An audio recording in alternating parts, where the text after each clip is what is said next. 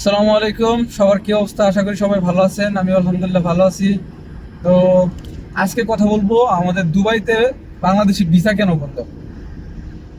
Visa বন্ধ হওয়ার 95% কারণ হয়েছে এজেন্সিগুলো। এই এখন ইমারাতে ভিসা বন্ধ, এক কোম্পানি থেকে আমরা আরেক কোম্পানিতে ট্রান্সফার করতে পারতেছি না। সো এটা কি জন্য হয়েছে? ধরেন বাংলাদেশে একটা কোম্পানি খুলছে, কোম্পানি খোলার পরে কোম্পানির কোনো খোঁজ খবর নাই। পার্টনার আছে দুইজন, পার্টনারের কোনো খোঁজ খবর নাই। পার্টনার একজন আরেকজনকে চিনে না, কোনো কিচ্ছু না, কইতে পারে না অফিস কোথায়। ধরেন প্রফেশন আছে, অকুপেশন আছে হচ্ছে আপনার বিজনেসম্যান। বিজনেসম্যান সে হচ্ছে কি এই বলদিয়া ড্রাম থেকে কাঁচরা ঢুকাইতেছে। বলদিয়া ড্রাম থেকে কাঁচরা ঢুকাইতেছে, একটা বিজনেসম্যান কিভাবে কাঁচরা ঢুকায়? প্লাস যত অকারেন্স আছে, ওই পান খাওয়া, 2 নাম্বার সিগারেট বিক্রি করা, আরো বিভিন্ন ধরনের কাজ আছে, এগুলো করে। বুঝছেন? তো এইগুলা দিয়ে আমাদের দেশের ভাবমূর্তি নষ্ট হয়। প্লাস এই যে আমাদের ভিসা, এখানে আন্দোলন করা নিষেধ। ওই সময় আন্দোলন করছে, ওকে, এটা ডিফারেন্ট ম্যাটার, বাট এটার জন্য আরো বিশেষ করে বন্ধ করে রাখছে বাঙালির ভিসা।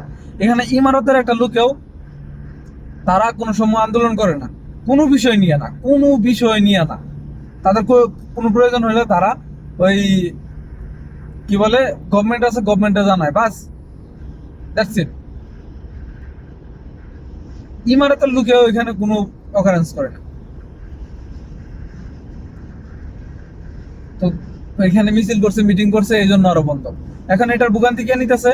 সারা ইউইতে যত প্রবাসী আছে, বাংলাদেশি প্রবাসী, সবাই এই ভোগান্তি ভুগতেছে। ভিসা লাগাইতে পারতেছে না, ভিসা এক জায়গা থেকে আরেক জায়গায় ট্রান্সফার করতে পারতেছে না। লাইক একটা কোম্পানির সাথে আপনার এগ্রিমেন্ট ছিল 2 বছর অথবা 4 বছর, অথবা 2 বছরের এগ্রিমেন্ট ছিল অথবা 4 বছরের এগ্রিমেন্ট ছিল। এখন আপনি আরো বেটার অপরচুনিটি পাইছেন, প্লাস বেটার অপরচুনিটি না পাইলেও বসের সাথে ঝামেলা হয়েছে অথবা কোনো একটা কিছু সমস্যা হয়েছে। এখন আপনি এটা থেকে যাই বের হইতে চাইতেছেন, আপনি বের হয়ে যাবেন কোথায়? আপনি ভিসা লাগাইতে পারবেন না,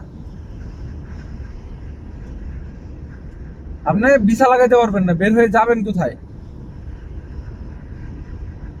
এখন এগুলো প্রবলেম কার কাছে বলে লাভ নেই।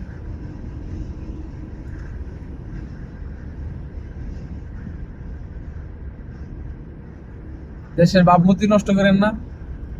আমরা যারা বাইরে আছি চলার চেষ্টা করেন, সম্মান বজায় রেখেন।